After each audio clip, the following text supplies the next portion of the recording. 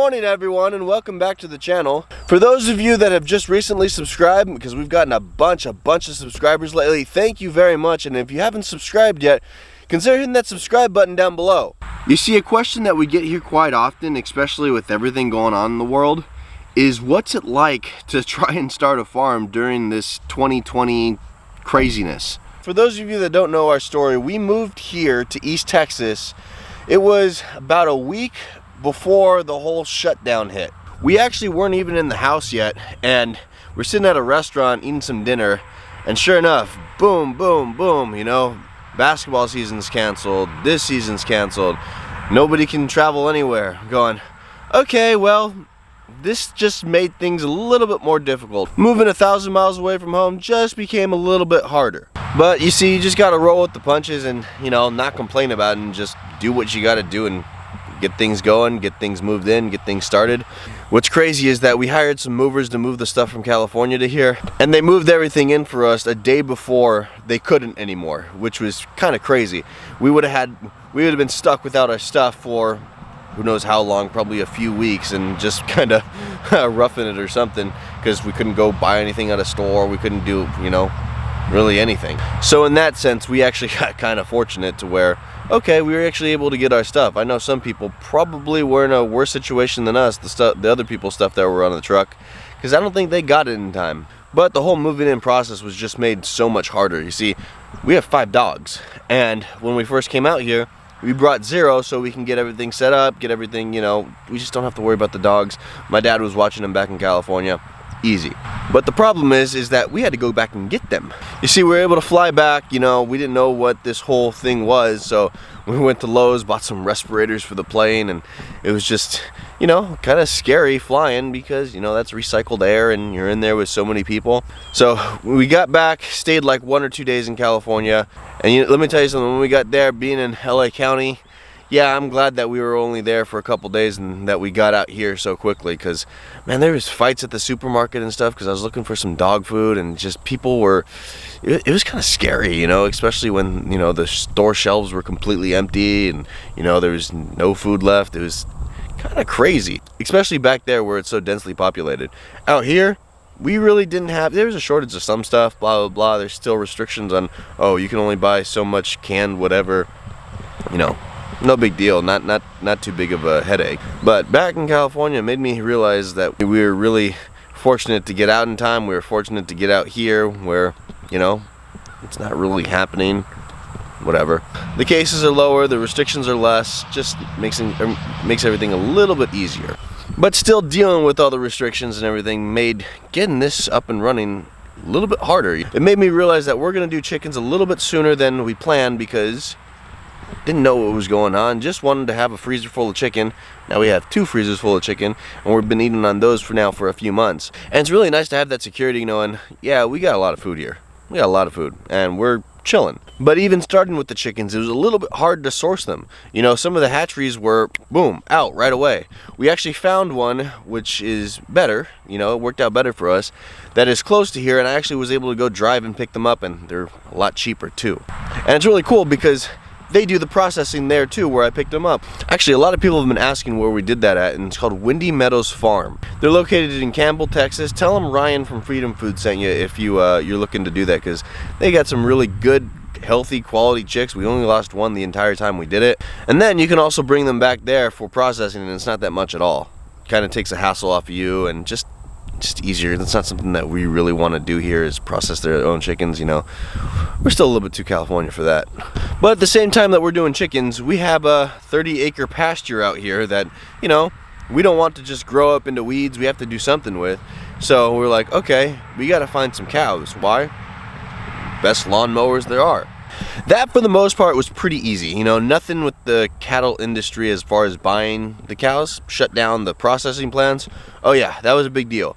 But what it did was it made cattle prices dip quite a bit, which put us in pretty good position because that means we were able to get cows for cheaper. And the deal that we got on our first 3 cows, oh my gosh, they were basically giving them away. It was a great deal, and they've turned out to be fantastic, amazing cows. We've had some issues with the cows, you know, the first little bit, trying to get used to them, trying to get them used to them moving every day, trying to get them used to me. But now, let's see if we can see them. Oh, they're all right there. Our first three.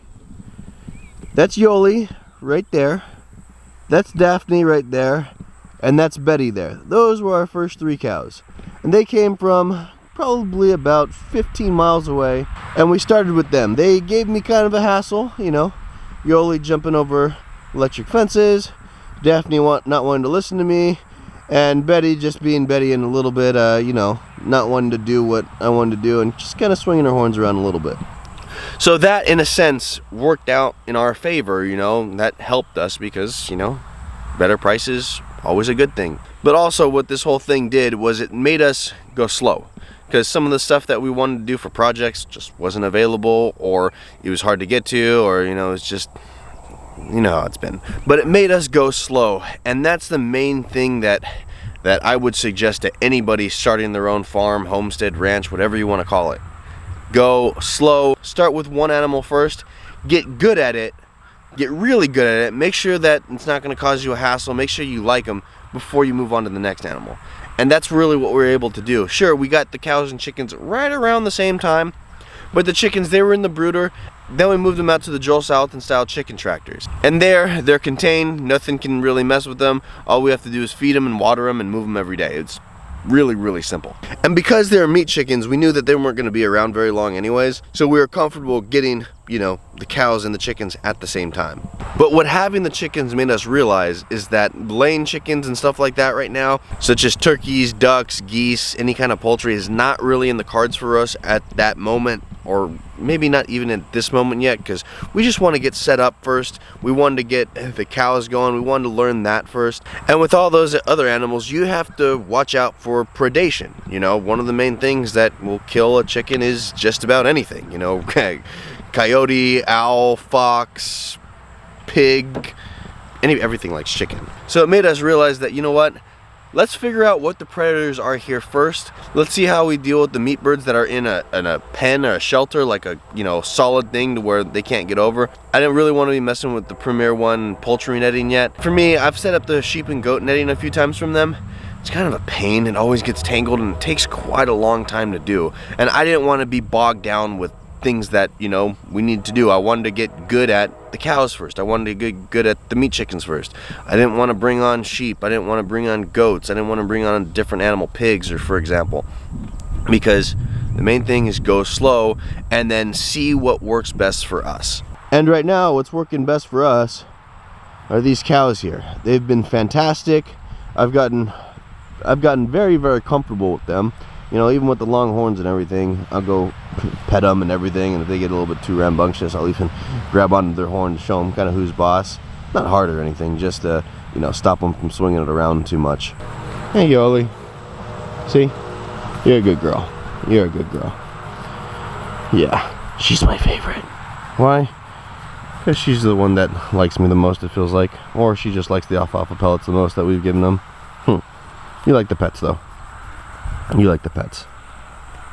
But everything gets but you have to get used to everything. This one here, Yoli, she got scared by a wild pig one day, and she was real near our perimeter fence, and she actually jumped it. She actually ran off with the neighbor's herd, and I had to go get her. But her being, you know, this gentle and everything, her being so sweet, we were actually able to walk 1.5 miles back just with an alfalfa, just with a bucket of alfalfa pellets, and we made it back here. So that's one of the other things that you got to learn is, okay, can you contain your animals? And for the most part, we've been able to do that. We've had Yoli jump the perimeter fence one time just because it was a fluke thing with the pig that was running right by her. I don't know what scared the pig, but you know, those things are kind of scary. Okay, I know. Hey. Okay. There you go. You're a good girl. I know. Okay.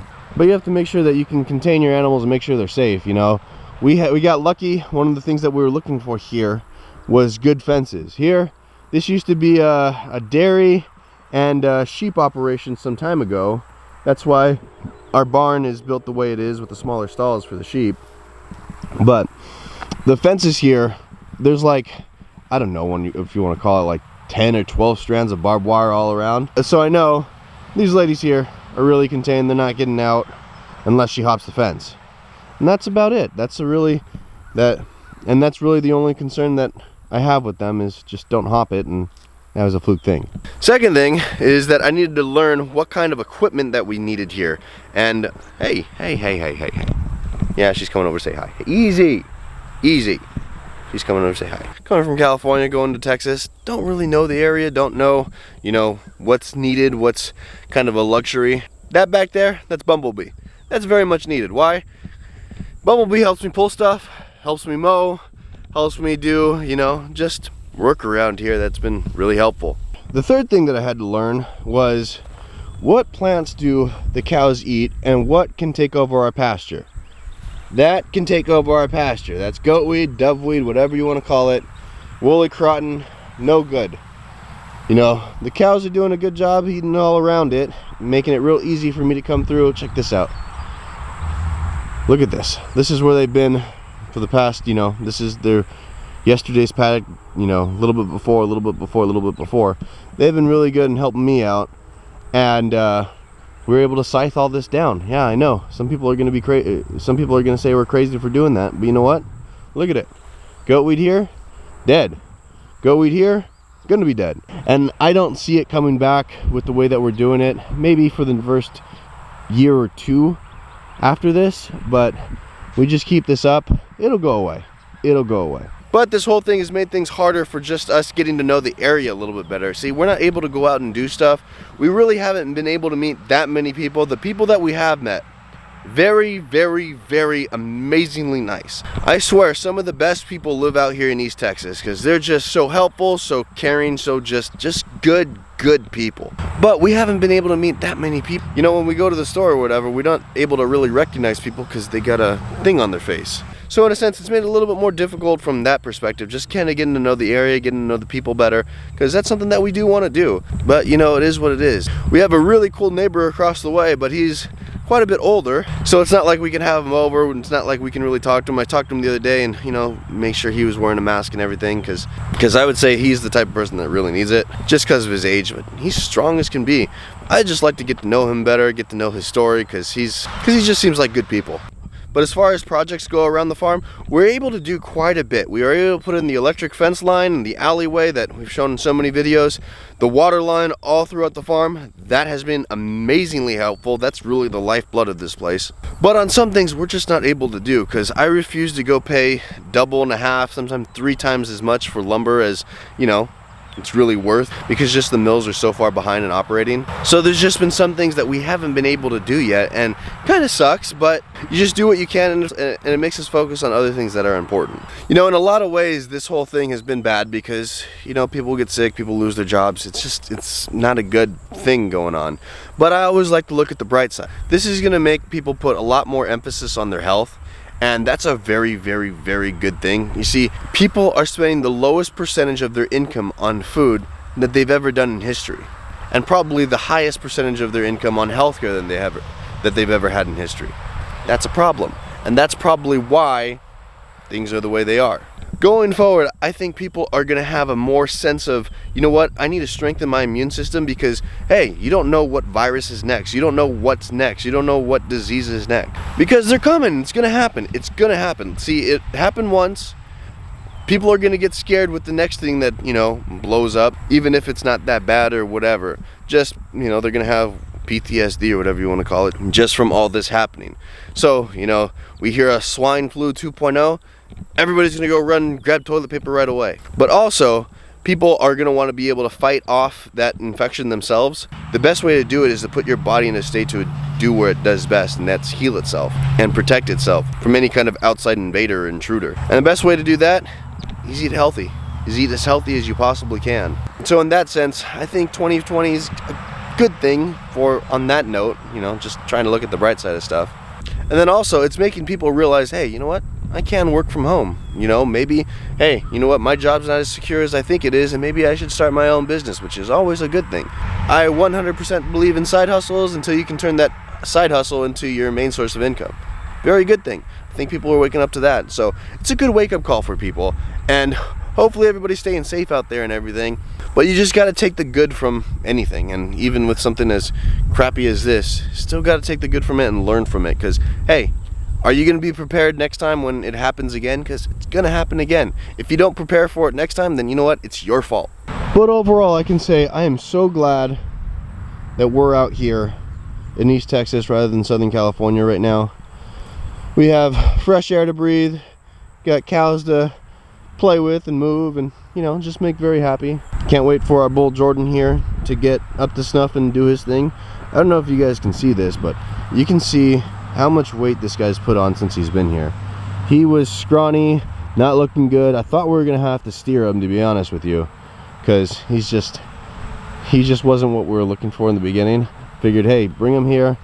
If it doesn't work out, we'll steer him, turn him into food for us. But look at this. I mean, he's got to have put on close to 100 pounds since he's been here, and it's only been, you know, less than 2 months.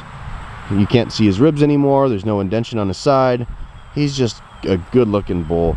He's already trying to do his thing with Rose the other day, which was promising to see. But overall, this year has probably been the best one of my life. Actually, funny enough to say, because I get to move out to where I've always dreamed of living. I got to put a ring on my girlfriend's finger, so now she's my fiance, and hopefully we'll be spending a very, very, very, very long time here. So I really don't have much to complain about when it comes to 2020. Sure, things have gotten harder, things have gotten more difficult, but why complain? Everybody else is in the same boat as you are. You just have to make the best of it. You have to make the best of it. Hopefully, most of you took this time to learn a new skill, do something different, you know, learn how to just do something. I mean, you have all the time in the world. And I really do hope that everybody learns from this and puts themselves in a much better position to where if this happens again, because it will, that they're able to deal with it in a much better, easier, you know, not as stressful way, and that people keep their heads up, because it's going to get better. It always gets better. It's always going to get better, and then it's going to get worse. It's always going to get better, then this is going to get worse. Just that's how things work. So that's what it's really been like trying to start a farm here in 2020. Has it been more difficult? Yeah, probably. But you just got to roll with it. You just got to do it. Someone once told me a long time ago, when you leave your house to go anywhere, I mean, you leave your house to go on a long trip, do you wait for all the lights to be green? No, you don't. You just leave, and, you know, if you get a red light, you stop. If you get a green light, you go. You get a yellow light, you try and speed up to make it, right? But sometimes you can. Sometimes you gotta stop and get that red. The main thing is that you just can't let anything hold you back. The main thing is you can give yourself every excuse in the world. Oh, it didn't work because of this. Oh, you know what? I can't do it because of whatever.